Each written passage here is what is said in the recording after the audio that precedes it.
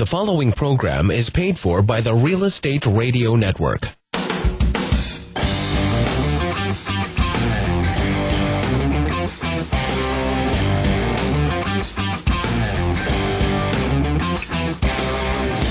You're listening to Real Estate Radio Fresno on 105.9 the FM KMJ. Now, live in studio, your host, local real estate expert, Craig Barton.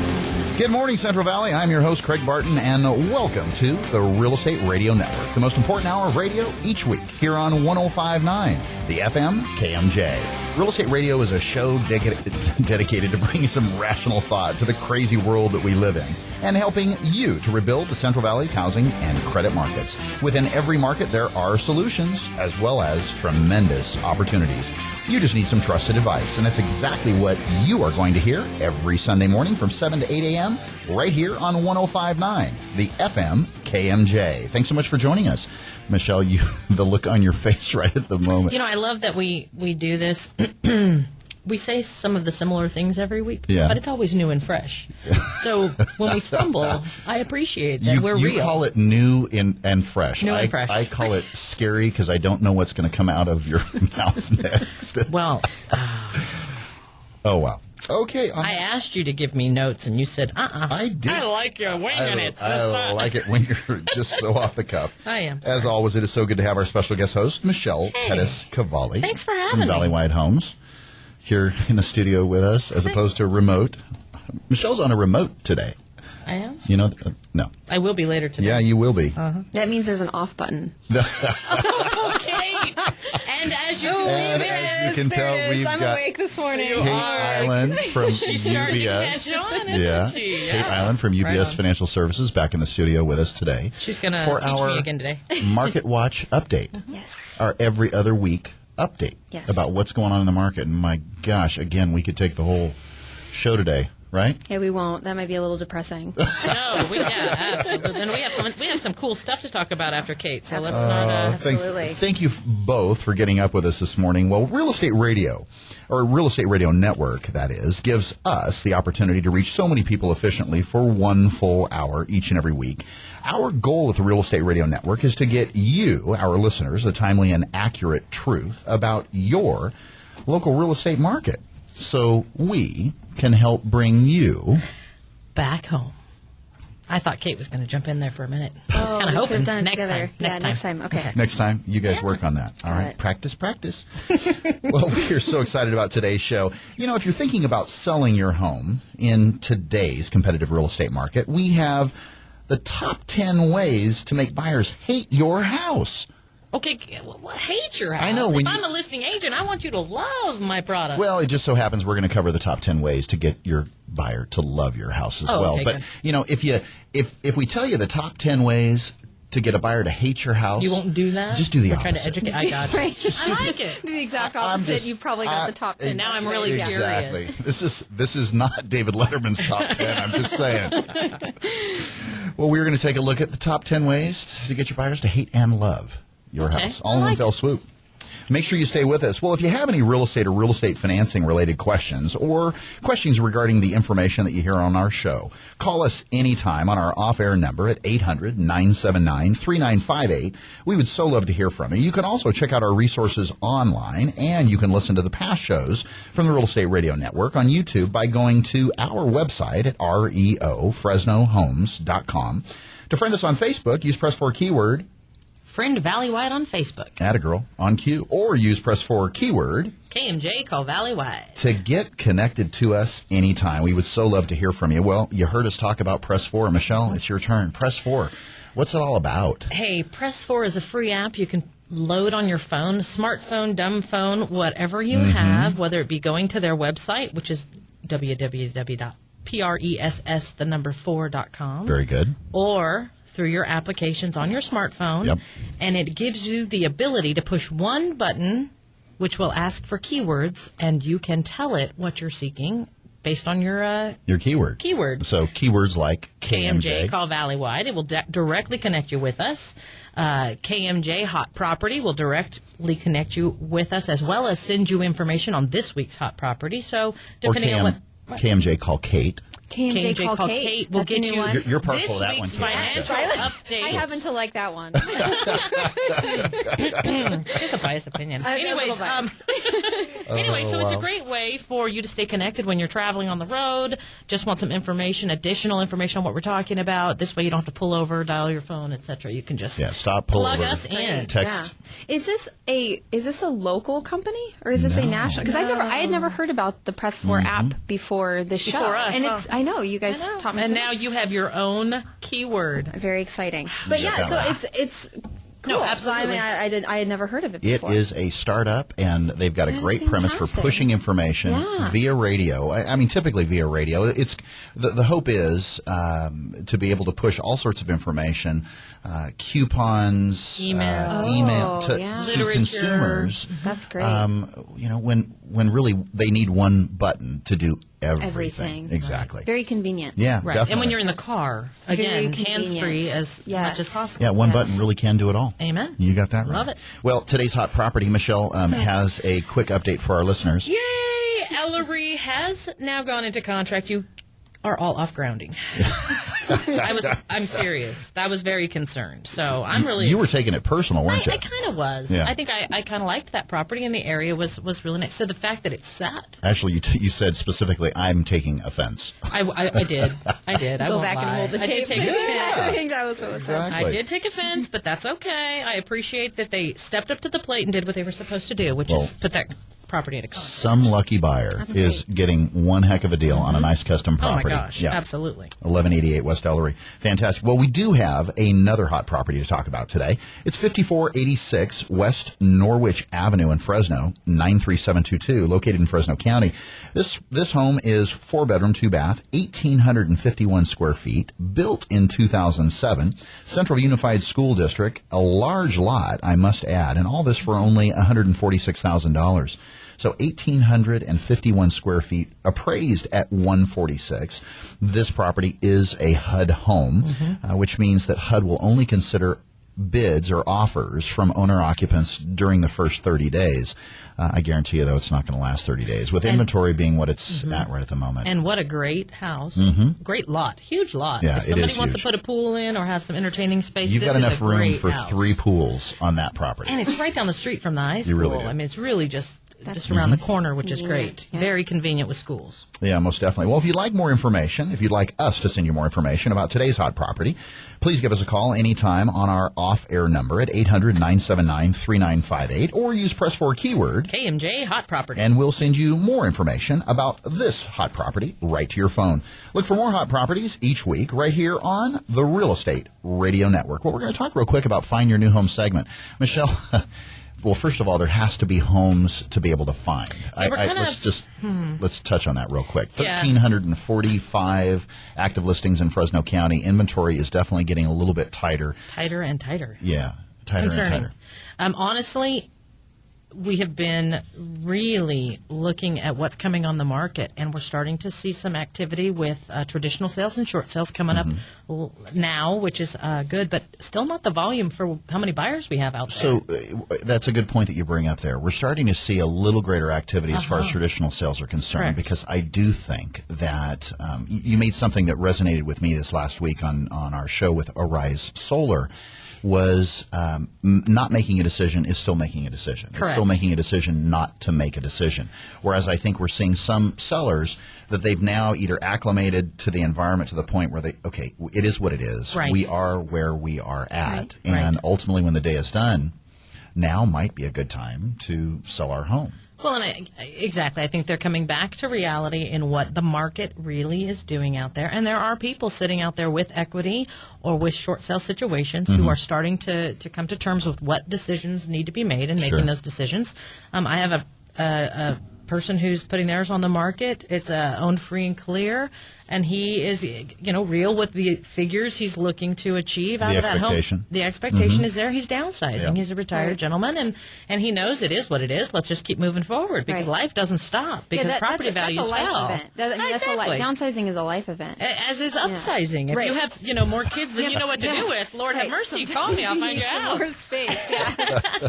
And we were also talking a little bit about how some folks are, what do we refer it to? We referred it to Upsizing by downsizing? Upsizing by downsizing. Especially in today's market. And you know who said that. And you know who you are, Greg Stebbins, CEO of Press4.com. I found that to be an interesting term. He asked me that question when I was speaking with him this last week. And he said, had you ever thought or been asked the question to how you upsize by downsizing? And in today's market, if you bought your home, say in 2006, think of the tax basis that you're at.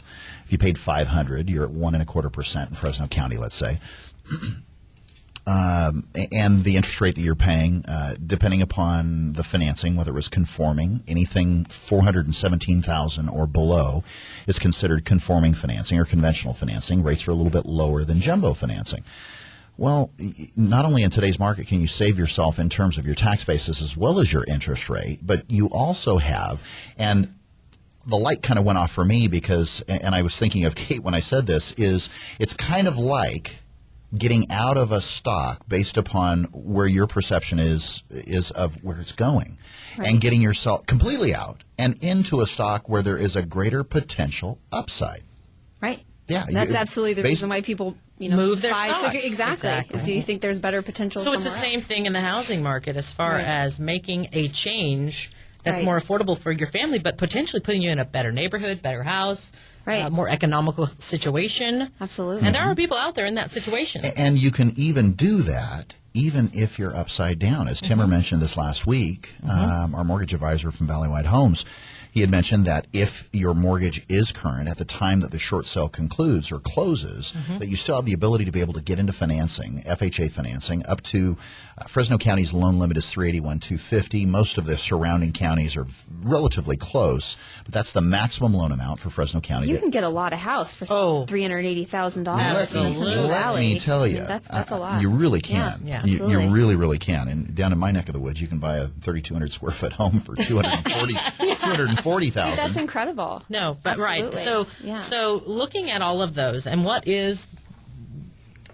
should you be doing, and what are your options? Again, is something you need to be looking at, because not making a decision, still making a decision. Absolutely. Yeah. Well, and for those who think, if you're a seller or you are, wanting to be a seller, I mean, yes, prices here are better than maybe on a national level, although I don't know if you guys saw it earlier this week, but Case-Shiller Index came out. Prices were only down 1.5%. So the pace of decline in prices is slowing, and as you guys have said here, it's better. Sure. But if you're wanting to be a seller, do you think that prices are going to skyrocket astronomically soon? go up? Yeah. Right. I mean, because that's the only reason you'd wait, right? If you want to sell your home, the only reason you'd wait is if you thought prices were going to be so much higher a year from now, 2 years from now. Correct. Do you see that? I mean, I have what my thoughts are on that answer, but you guys are the experts. Well, so I mean, what do you know what I'm saying? Like, do you advise I think that we're people back wait? in the days that we used to be in, where you purchased a home at an affordable price.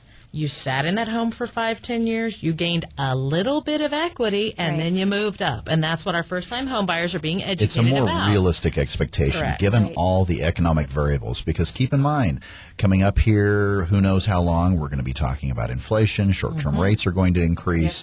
That's the other slippery side of the mountain that some people don't focus on. So temper your expectation, really seriously. Right. So do you want to slip from an 8% interest rate to a 4% interest rate, gain 1,000 square feet, and have your payment be the same? I do.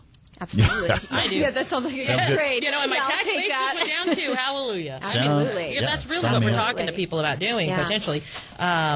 So but they have to look at their life situation and life cycle and where they're at in life and what needs to happen. Sure. And, I've got 3 kids. They've got to go to college. There's other things that are going to take what are you precedence doing here over in my the house. studio? You got to go sell some houses. You got some college savings. Greg.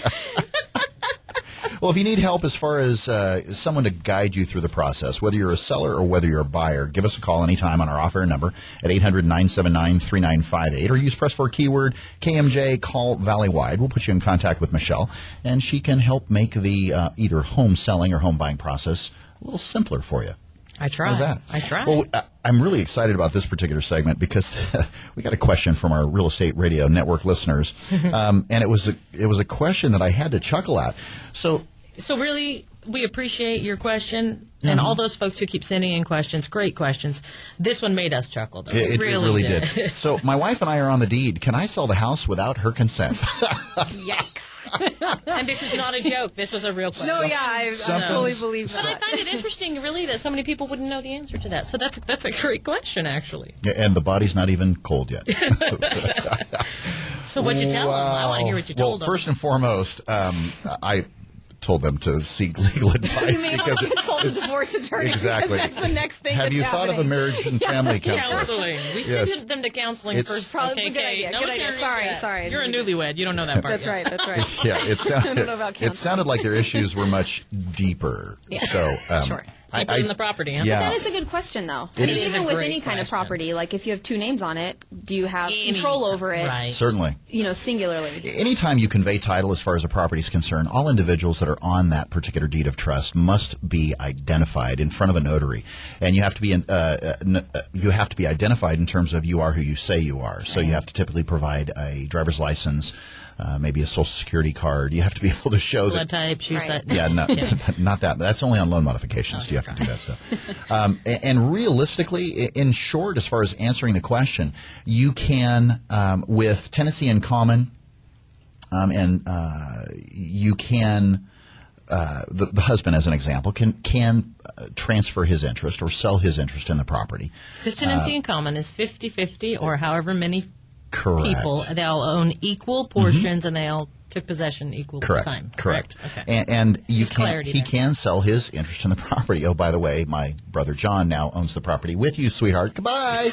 No, just kidding. Joint tenancy where you have, and that's what we see as the most common form of how you would, tenancy. joint tenancy. Correct, yeah. That you would hold title. Whereas if one of the joint tenants were to pass, the title automatically escheats or transfers to the lone remaining joint tenant. So, in answer to this particular question, you can potentially sell Depends or on transfer how it's owned. exactly how title is held. I would really suggest that you get her in the know first before you try to sell it out Yeah, from no under. kidding. But there is no way without her knowing that this is something that you're going to try to do. Let's say sell the property. Everyone that's on title has to Will be able have to to sign grant off on it. exactly their equitable interest to someone else that's purchasing it. He can grant his interest if he is, say, tenants in common, Right. Or sell it, but you can't.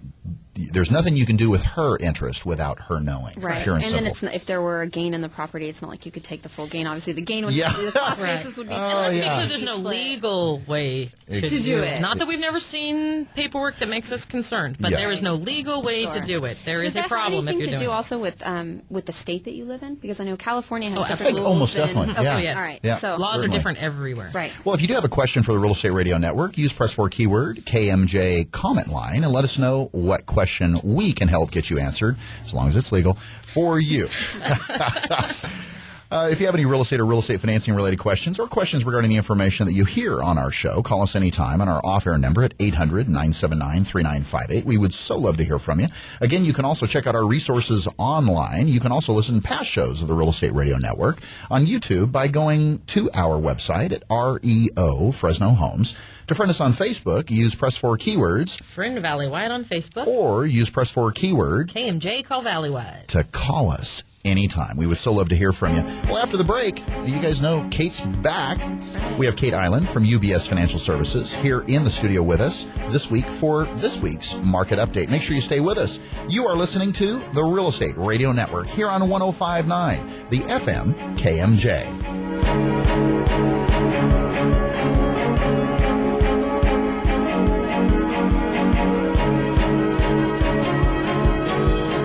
This program is brought to you by the Real Estate Radio Network. Visit realestateradio.us for more info. That's realestateradio.us. Thinking about buying a home? Find out how the HUD Home Store can help you. Visit HUDHomestore.com. Look at HUD homes available for sale near you or nationwide. Why HUD Home Store? HUD will pay up to 3% of the buyer's closing cost. The price of the home is based on an FHA as-is appraisal, which is already completed, saving you an average of $400. And there is an owner-occupant priority bidding period during the first 30 days. Want to know more? Visit HUDHomestore.com. Mortgage interest rates are at historic lows, and there's never been a more affordable time to buy real estate. Whether you're looking for your first home, moving up, or your next income-producing property, let the mortgage professionals at Valley White help. Valley White Homes has been helping homeowners with their mortgage needs since 1997. When it comes to the Valley's real estate, we know our way around the neighborhood. Call toll-free 800-979-3958 and put the seasoned professionals at Valley White Homes to work for you. Valley White Homes, NMLS number 342062, 235-952, California Department of Real Estate License 0122-8460.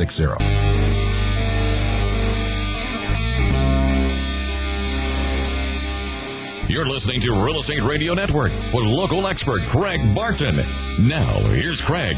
Well, as we had mentioned before the break, we have Kate Island from UBS Financial Services with us, our resident financial expert. Thanks so much for being back with us today, Kate. Well, thank you for having me. Good morning.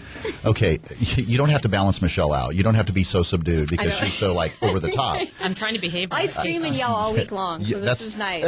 It's fine. That's not what you said this morning, Michelle. Kate told me she's taking us on a tour of the Eurozone. Yes, sweet. Indeed. Because, of course, any kind of market update. I'm just waiting for our vacation. Just wait till the euro gets a little bit cheaper, which might be coming. So the Eurozone update. So in the past couple of weeks, the Greeks lived to see another day in the euro currency.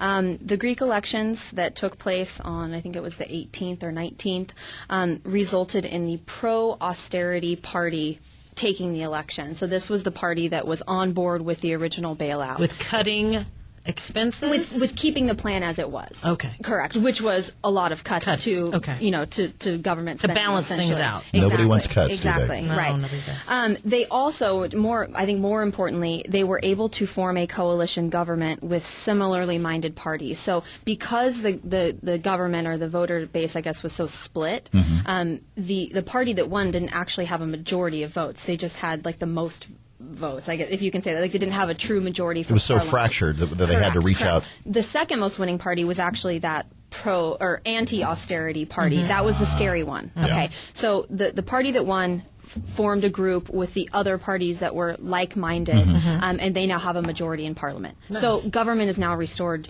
to Greece, which is nice. The question now remains, what renegotiating will be done with the Troika? The Troika is the European Union, the IMF, and then the ECB, the European Central Bank. So that's kind of like the pocketbook of the Eurozone. Okay? So they've got to go to the Troika and try and renegotiate their deal to try and relax some of the original terms. The EU summit, which took place at the end of this week, it's kind of too fresh to really see kind of what came out of that. So hopefully next time I'll have some updates. But there's just still a lot of questions. And of course, to throw a wrench in the summit, Greece's finance minister quit 4 days into the job. And then the prime minister was not actually at the EU summit because he tore his retina or something and he couldn't fly. I mean, it's just it's a joke that the people who were kind of the most involved in what's going on with the bailout weren't actually there. A big part of the security of the Eurozone rests with Germany. Germany is the strongest economy in the Eurozone. And Germany's finance minister just said that issuing joint debt, which is what everybody's kind of well, eventually we're going to have to get there, he said that, quote, it isn't appropriate. So it doesn't look like Germany's ready to, until everybody kind of gets their act together. Right. And, they don't want to back everybody's debt, understandably so. The thought is that's what's going to have to end up happening. Right. But just last week, Germany's credit rating was downgraded. And their economy is starting to see a slowdown. So, maybe them being affected will kind of force them to act quicker. Now that they have been infected, Exactly. they're a little more pliable because they said, hey, listen, the rest of you guys don't have your financial house in order. And because we're not going to strap you to our back. Exactly. Yeah. Exactly. But they are strapped to their back because they're on the same currency. Right. So at the end of the day, it's going to end up affecting them in some way. So that's kind of the big question. There was a rumor that Angela Merkel from Germany had said, kind of over her dead body, was the intent of the was the insinuation. So we'll see. But regardless, UBS Wealth Management Research believes that there is a 20 to 25% chance of a Greek exit from the euro, which is called a Grexit. And Michelle, you like that? I'm sorry. So that's there's still a good probability of the Greeks exiting the euro. I'm wondering if that's a Wordsworth. Is that really wise of them to exit the euro? Exit. No, I mean Not the cost in necessarily. either way is going to be very high, but for the Greeks it's definitely not good. But for the remainder of the countries in the eurozone, it's not good because, I mean, how unstable then is There you that go. currency? If Sure. countries Right. can just leave, Jump out. Yeah, I mean that's not good. I mean, and then you have to wonder, those people that had their money, cash money in Greek banks, does that immediately then go back to the drachma? And are those people then just Left? completely out of luck? that what I mean? might I mean, be part it's a of big their issue. exit strategy in terms of, if we could get That's rid their of negotiation power at the moment, I would think. or their leverage. And or- that's exactly what it was, Yeah. because the leader of the anti-austerity party was kind of like, not that like they had them cornered, but it was like, hey, like if we leave, you guys are all going to feel the pain as well. You don't want us to leave the euro, which is what he said. So it sounds to me like it's Germany true. and Greece better sit down and battle the it's, battle. It's Greece, but it's also Spain. So, as the Eurozone crisis Right. continues, Spain is becoming a bigger and bigger problem. And just know that these headlines are going to shift from one country to another. A couple weeks ago, Spain asked for 100 billion euros, so that that's what they needed for their bailout. There was an independent audit of the banking system, and that number came out that said the banks needed about 62 billion euros, so about $75 billion, to recapitalize the banks. So the decision by Spain to seek external support really just kind of exposes, I guess, like the fragility of Spain. Right. Because if they couldn't come in to cover their own banks, they had to go outside. They're looking for the other pocketbooks of the Sure. Eurozone. Like that's not a good that's not a good situation to be in. And then on top of that, last week, 28 Spanish banks were downgraded. Some of them quite significantly, like 3 or 4 moves down. That's history. That many banks getting really downgraded is. within one. Well, within- U.S. banks were all downgraded also. And we had 2 weeks ago, I think it was 17 U.S. banks Right. were downgraded. Funny enough, the very next day the banks rallied because it's like, oh yeah, well those ratings are now kind of in line with where they should be. So on a whole nother note, like the credibility of the ratings agencies anymore That's is always- it's that's been it's a- very questionable. Right, for so Questionable. long now. Indeed, yeah, indeed. So, it's just how Spain is actually going to get the money, like through what funding facility, is a big question, and then how quickly they get it and how quickly Europe decides, or the Eurozone decides that they're going to get them that money, is an issue, because on a regular basis we're seeing Spain's funding cost increase.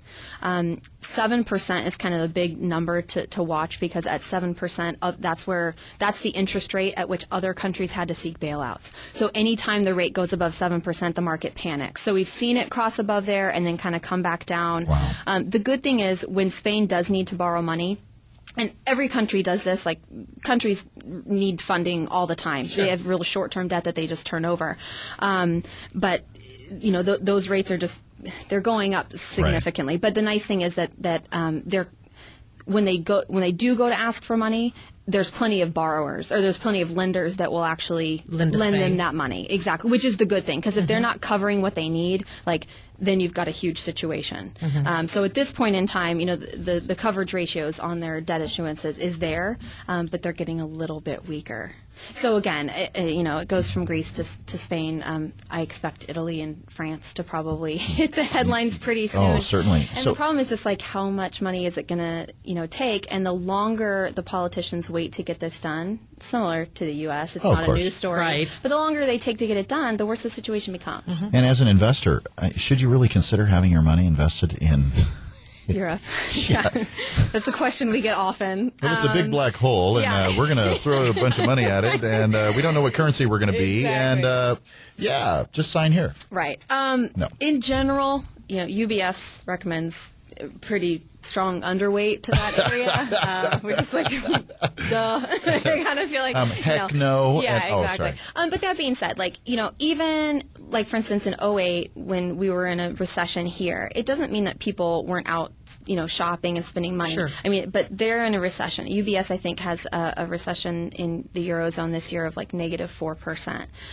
But it could be worse than that, and it could take longer than just this year to come out of it. Right. Another thing to keep in mind is the Eurozone does not encompass all of geographical Europe. So like the UK, United Kingdom, that is not on the euro currency. And, especially if you're looking for dividend paying stocks, there are actually some good companies there. I'm not allowed to mention individual companies on air, but it's very easy to do the research and you can find that out. They can call you. They can absolutely. They can call me. Yeah, that's a secret. So yeah, and actually UBS has a slight overweight on the UK markets, and then some outside of the eurozone in the UK, there are some countries that are considered emerging markets, which might offer good values for more growth and long-term investors. So again, just keep that in mind. Like the eurozone is not Europe. But in general, I mean, specifically for our team, we're keeping it U.S. based. We're keeping it at home just because I think that there's more stability in those companies than there is in an area where you don't even know what their currency situation, is going to be. Right. And of course, a lot of that just depends on your tolerance for risk, and that you've got it. That's a personal thing. So moving from overseas to here on the domestic front, 2 weeks ago, I guess, or last week, we saw big news but kind of uninspiring news from our Federal Reserve, and they decided to extend the program that's called Operation Twist. So we were calling it Operation Twist Again to make it fun.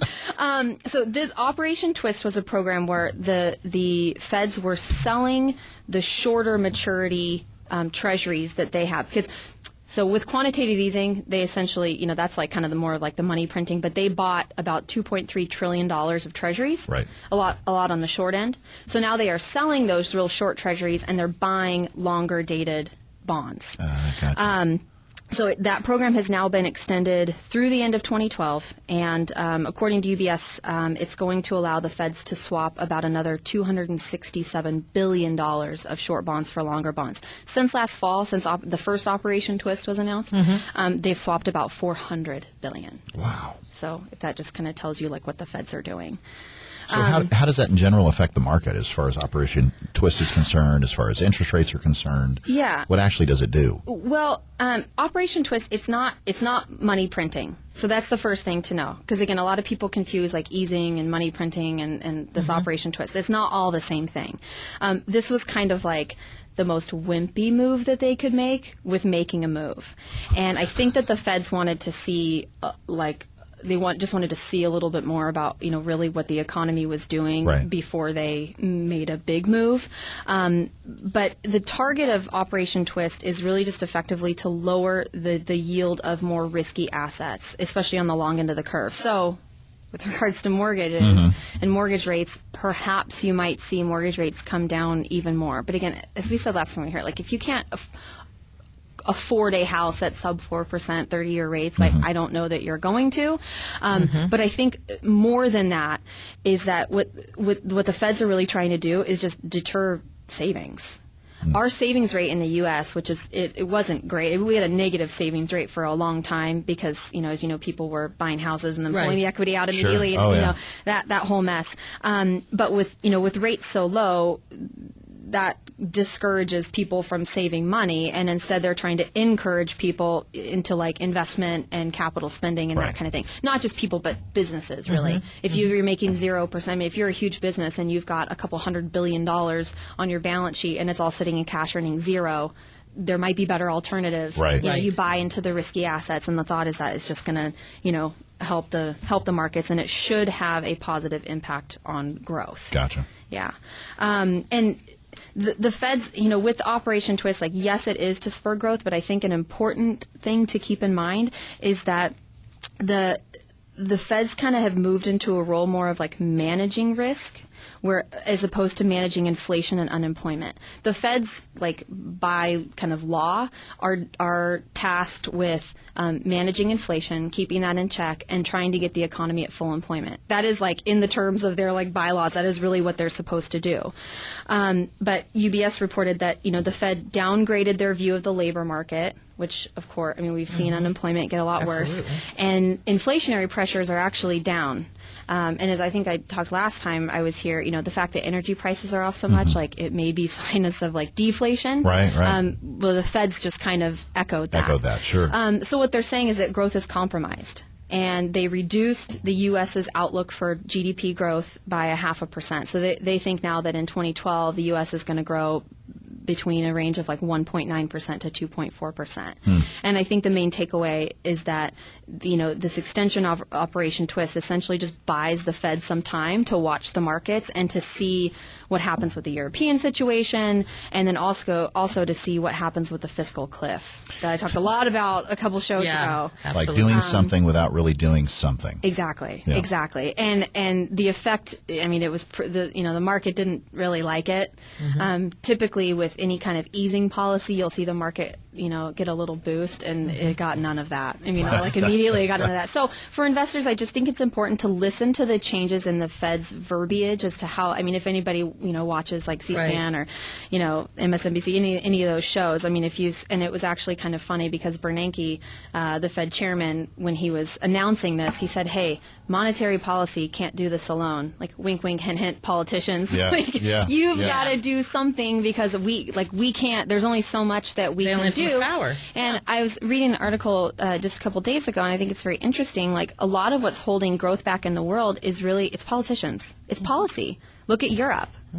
This whole thing is being held back by the fact that policy is doing nothing. Politicians are doing nothing. Same thing here in the U.S. So I think that's just, kind of interesting, but it's now becoming a big risk, and UBS just kind of increased their probability of a U.S. recession to 14%, which is not huge, but that's bigger than I'm comfortable with.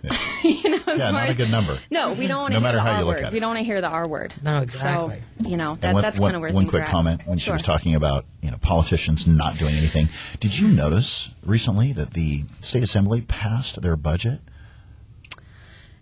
Really? I know it's a whole other show. Yes. Well, yes, but also because if they didn't, they weren't going to get paid. Yeah, I was going to say, Isn't that interesting? It's been a lot more timely since that it's legislation amazing was put in place. It just boggles my mind that in the past it's been so hard to get done on time. Everybody, guess what? Don't get paid. Oh, it's done. Yeah, all right. Compromise. Although our controller, in time with lots of time to spare. Go ahead. Right. Our controller John Chang, he actually at first rejected the budget and said this is not balanced. This is not a good budget. You guys are just passing it so you'll get paid. But the legislators kind of tried to sue him, and then the courts found that he could not actually withhold their pay because they did in fact submit a budget. Wow. So the headline that so it's a budget, but not really a budget. Yeah, and actually, funny enough, I will get into that later because I am going to give a short California update. But that's an interesting point. It's I guess if you give people the right incentives, Yeah, So. Funny how they get to work. Well, let's take a real quick break. After the break, we're going to continue our conversation with Kate Island from UBS Financial Services here in the studio. Make sure that you stay with us. You are listening to the Real Estate Radio Network here on 105.9, the FM KMJ.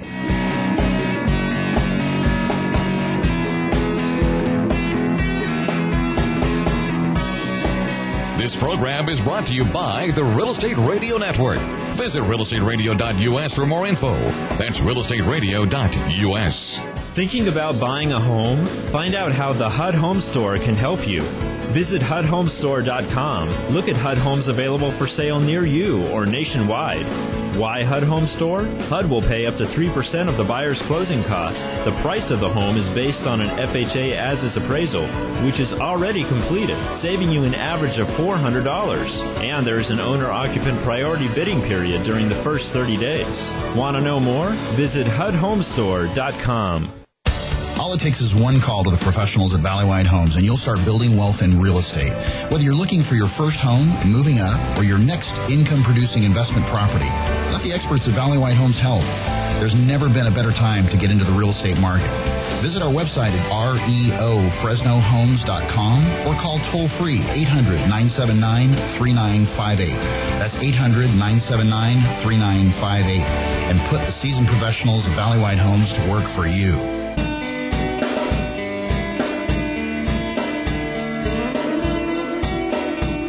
You're listening to Real Estate Radio Network with local expert Craig Barton. Now, here's Craig. Well, we're going to continue our conversation with Kate Island from UBS Financial Services. Kate, take it away. All right. Well, so in working with our clients, a lot of them are just kind of in a quandary about where to invest their money for safe returns, but to get higher rates than what cash, like money markets, CDs, or treasuries are going to pay you. Our team does believe, and we found a couple of places, both in the stock and the bond markets, where you can go for yield with a pretty favorable risk-reward trade-off. But today, specifically, I wanted to talk to you a little bit about the tax-free market, which are also called municipal bonds. And actually, Michelle gave me that idea a couple shows ago, talking about California. But this is a great time. June is always a fun time in California because it's our budget season. And especially in California, where our state taxes are some of the highest in the country, and potentially going higher. And getting higher, Tax-exempt municipal bonds can be a favorable portion of your portfolio. So with that, California always gets a lot of headlines. Unfortunately, they are mostly negative. We get the headlines because we're a large economy. We're not only one of the largest economies in the country, but in the world also. But especially because we've had reoccurring budget deficits. I think this year is the 6th year that California has been in a recession. So, which you don't necessarily hear a lot about because you usually talk about the U.S., but we definitely have some issues here. According to UBS, California is facing an almost $16 billion budget deficit. This is on a total budget of about $91 billion. So we're short by about 18%. Billion. Yes, we're short by about 18%, but to give you a frame of reference, our federal government borrows about 40 cents of every dollar that they spend. So our federal government's running at a 40% deficit, and California's about at an 18%. Oh, not so bad after all. Yeah, so, we're bad, but we're not that bad. So Governor Brown, this is actually very important for voters. Drinking the Kool-Aid. Yeah. I need to mention again that if any other business was run this way, they would have closed their doors. I'd like to know moving on. Done. Yes. Sorry, I just really want to mention that. No, that's all right. I feel it on a daily basis. Oh, my goodness. So there's, how are we going to fill that deficit? So Governor Jerry Brown is asking voters to approve some tax increases on the ballot in November. Again, voters, this is on the ballot in November. Both a sales tax increase and a state income tax increase. In addition, he does want to make some cuts to health and welfare programs, but I think most importantly is if those taxes are not approved, there's going to be about $8.3 billion of cuts to education. Which boggles my mind. So, but it's basically like it's kind of holding voters for ransom because it's like, well, if you don't approve this, education is going to get slashed. Right. In any case, it's not going to be a positive for most people. But the positive about California is they're actually doing something to address the budget deficit. Whereas on a federal level, we're not seeing any of that. Right. I mean, we've got a huge, you know what I'm saying? So, at least they're doing something about it because California doesn't have its own printing press. Darn. Difference between federal government and California, right? I like that. Got to work on that. So living in... I'm teasing. I'm totally teasing. We should get one of those. Yeah, we should get one of those. So living in California, we get a lot of questions like, why, with all of that, then why do we want to invest in California bonds? Right now, I will tell you, in general, tax-exempt or municipal bonds offer a very good relative value when compared to treasuries. And U.S. corporate bonds. So according to a report by UBS on June 13th, the muni to treasury ratio now stands at just under 119%, which means that similarly dated municipal bonds will pay you 119% of the yield of a treasury. And from a safety standpoint, and this is interesting to note too, California is an A-rated state. That's our credit rating, right? Over a 15-year period of time, there was research done by the S&P, and then UBS reported it, but over a 15-year period of time, A-rated municipal bonds have a default rate of 0.09%. So 9/100ths of 1%. Very safe, okay? The comparable default rate for even a higher rated corporate bond, a AA rated corporate bond, is about 1.5%. So if you're looking for something that's safe, but you don't want the low yields of treasuries, municipal bonds, might be a good place to look. In addition to that, if you, go online and Google San Jose and San Diego pensions, they have just made major steps toward improving those. Really? During the last election. Huge. Yeah. Yes, it was voted on and approved by so huge news that people are finally realizing hey, we can't keep playing these big pensions without people contributing to them. Exactly. And at these very high rates, especially when market returns have been so low, because pension money is invested in the markets. If you think about what's going on in the markets in the last couple of years, pensions have taken a huge hit. Right. So, but that's a good sign. For those extra more risk-averse investors, UBS recommends buying general obligation bonds. General obligation bonds are backed by the taxing power of the state, so they're actually guaranteed. Or you can go to things like essential purpose revenue services, which would be like water, sewer, power bonds, things that people have to have. Like just because the economy might be slow, people still need water and they need their sewer and that kind of thing. You know what I mean? So there's ways that you can play the bond market. If you're extremely risk averse and you don't need the state tax exempt income. Because again, municipal bonds, you don't pay state income tax on the interest or federal income tax on the interest. So it's great if you live in that state.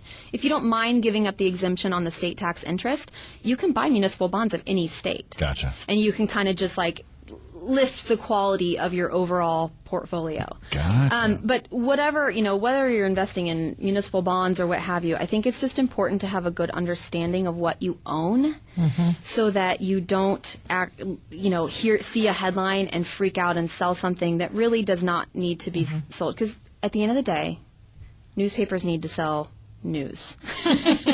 Newspapers need to sell newspapers. So, a headline may just be a headline for that day, week, what have you, and then it kind of goes away. So just be careful not to react to that. And not I would say also, into what you said earlier about not making a decision is a decision.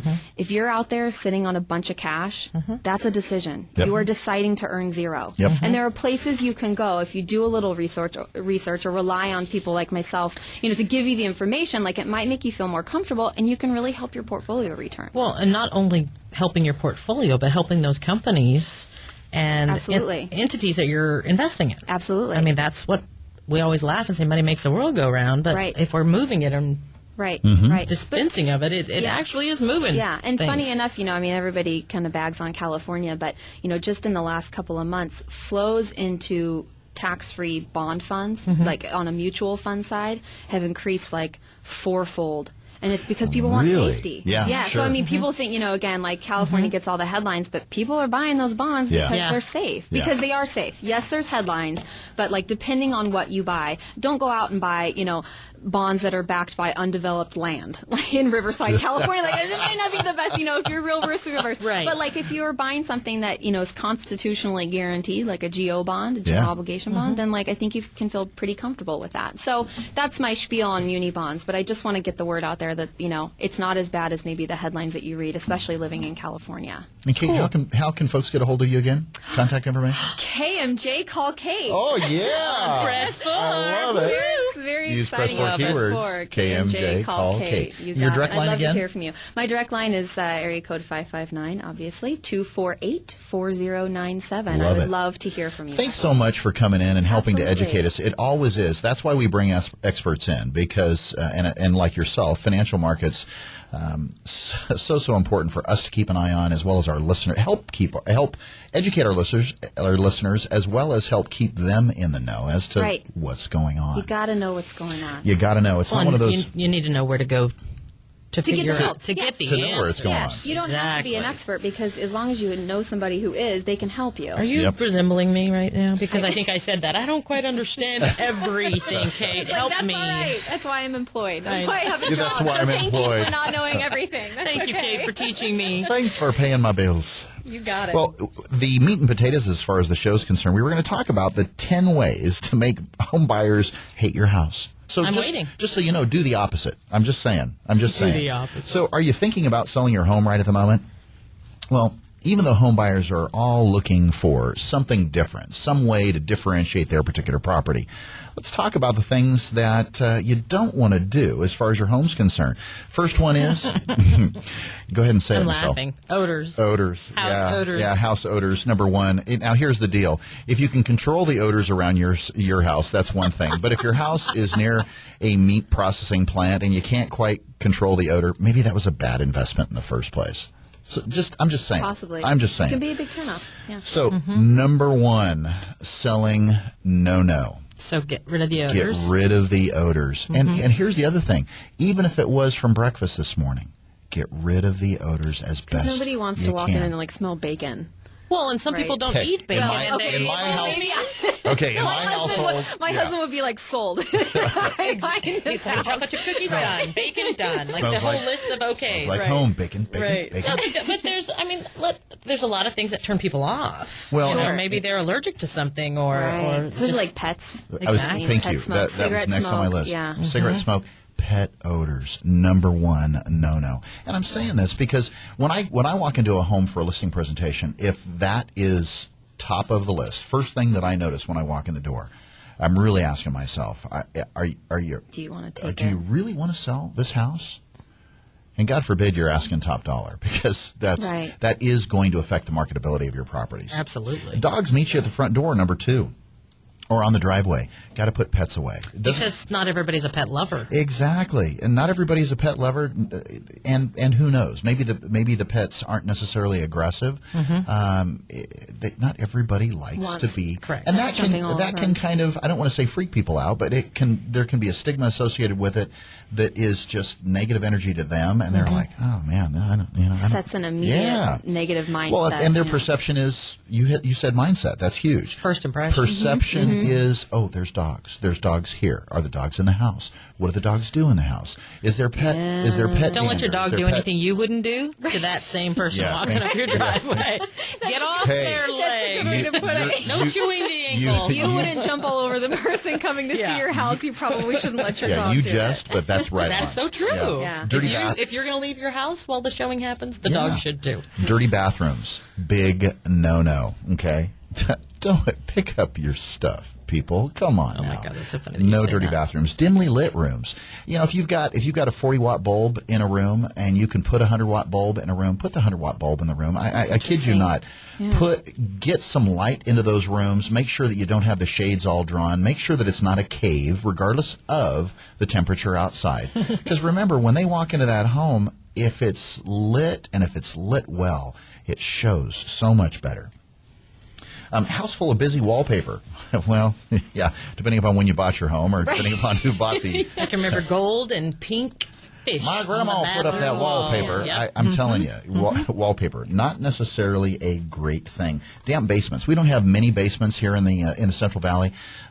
Older homes, definitely more common. But a basement that looks like... I was showing a property down in the tower recently, and we opened the door down to the basement. It looked like there was finger marks or fingernail marks on the walls. Oh my God! It was kind of a horror movie. It was not a good thing. Not a good thing. And not only that, again, it breeds smell. I mean, you've just anything damp within your home as you're showing it isn't a good sign. It just creates it's like the potential buyer saying, "Oh, I'm going to have to redo this." Well, not only that, it's like it creates work. And we have mold worries and a lot of other exactly. things. And it's not always something that is a big deal in terms of the time or the amount of money that it could potentially take. Right. But it's perception, and some people are not realistic as far as their perception is concerned. Right. So you want to take all those potential barriers: bugs, roaches, ants, spiders, anything, cockroaches, anything along those lines. Take them with you when you leave for the showing. Take them with when you leave for the. Is that what you said for the showing? Yeah, there you go. Poor curb appeal. What can you do as far as curb appeal is concerned? Well, it's how your property shows from the exterior.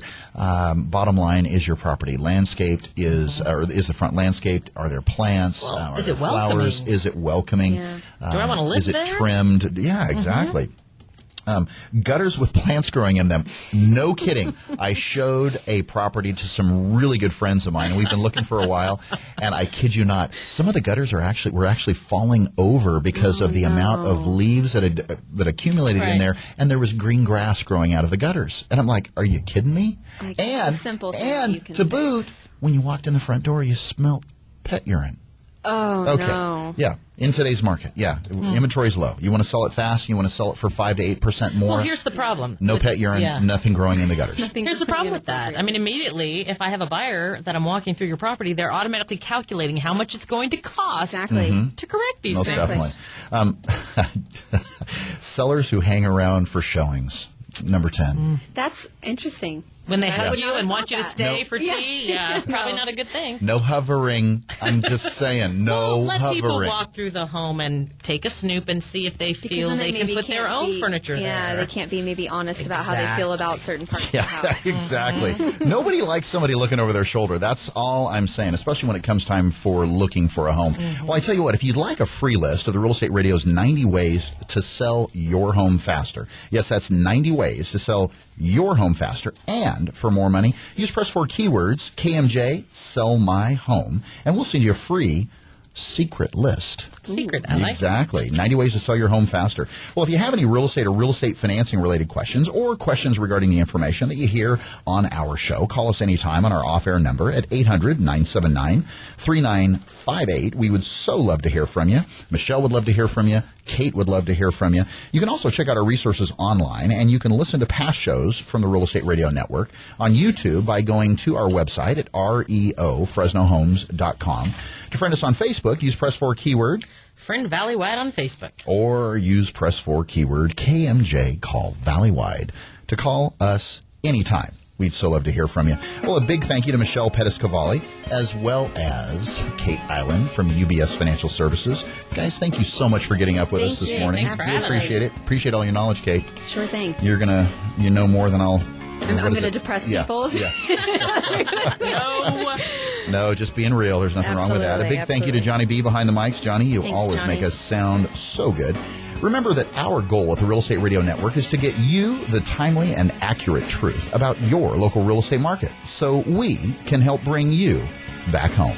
Don't forget to tune in to the Real Estate Radio Network next Sunday at 7 a.m. right here on 105.9, the FM KMJ. Make it a great day, Central Valley, and we will see you next week.